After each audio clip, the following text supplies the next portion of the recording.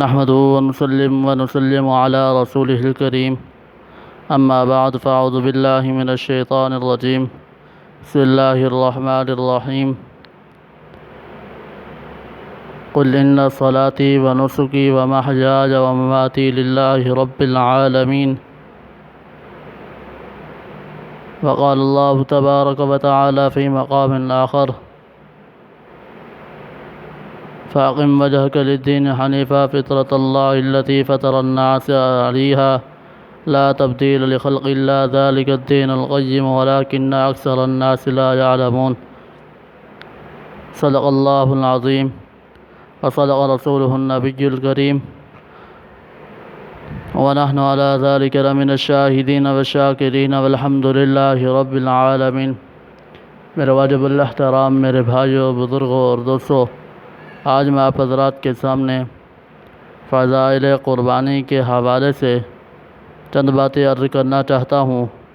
اللہ رب العزت سے دعا ہے کہ مجھے ناچیز کو حق سچ بیان کرنے کی توفیق عطا فرمائے اور اس پر ہم سب کو عمل کرنے کی بھی توفیق عطا فرمائے۔ حدیث پاک میں آتا ہے، اما عائشہ صدیقہ رضی اللہ تعالی عنہا فرماتی ہیں، نبی کریم صلی اللہ علیہ وسلم نے ارشاد فرمایا، قربانی کا دن یعنی 10 ذی الحجہ کے دن اللہ تعالیٰ کو خون بہانے سے زیادہ اور کوئی چیز محبوب نہیں ہے۔ قربانی کا جانور قیامت کے دن اپنے سینگوں، کھروں اور بالوں کے ساتھ لایا جائے گا اور قربانی کے جانور کا خون بہنے سے پہلے وہ اللہ تعالیٰ کے ہاں مقام پا لیتا ہے۔ اسی لیے آپ اس جانور کی خوب خدمت اور خوب ادب احترام کرنے کے ساتھ اس کی قربانی کیا کرو۔ ایک اور روایت میں آتا ہے، حضرت ابو سعید خدری رضی اللہ تعالی عنہ سے روایت ہے، نبی کریم صلی اللہ علیہ وسلم نے ارشاد فرمایا،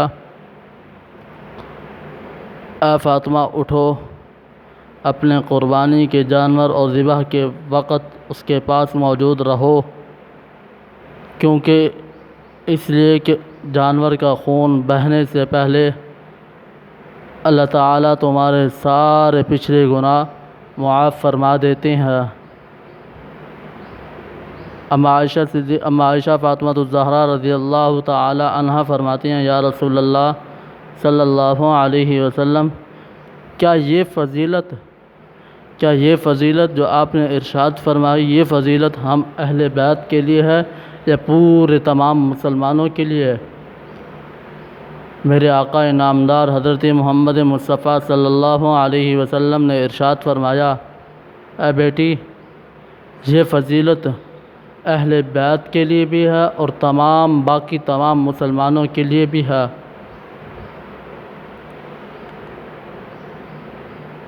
ایک اور روایت میں آتا ہے، حضرت برہ ابن عازب رضی اللہ تعالی عنہ فرماتے ہیں، قربانی نہ کی جائے ایسے جانور کی جس کا لنگڑا پن واضح ہو، اور نہ ایسے جانور کی جس کا کانا پن ظاہر ہو، اور نہ ایسے جانور کی جس کی بیماری واضح ہو، اور نہ ایسا کمزور جانور جس کی ہڈیوں میں گودا نہ ہو۔ قربانی کے دن 3 ہیں، ایام قربانی 3 ہیں۔ نمبر 1 10 ذی الحجہ کا دن، اور نمبر 2 11ویں ذی الحجہ کا دن، اور نمبر 3 12ویں ذی الحجہ کا دن۔ یہ 3 ایام ہیں جن کے اندر آدمی جس وقت چاہے قربانی کر سکتا ہے۔ اگر کوئی شخص تیسرے دن نصاب کو پہنچا ہے، اگر اس کے پاس آدمی کے پاس تیسرے دن پیسے مال دولت آئی ہے تو وہ اسی تیسرے دن بھی قربانی کر سکتا ہے۔ اللہ تعالیٰ سے دعا ہے کہ اللہ تعالیٰ ہم سب کو ان باتوں پر عمل کرنے کی توفیق عطا فرمائے۔ وآخر دعوانا ان الحمد للہ رب العالمین۔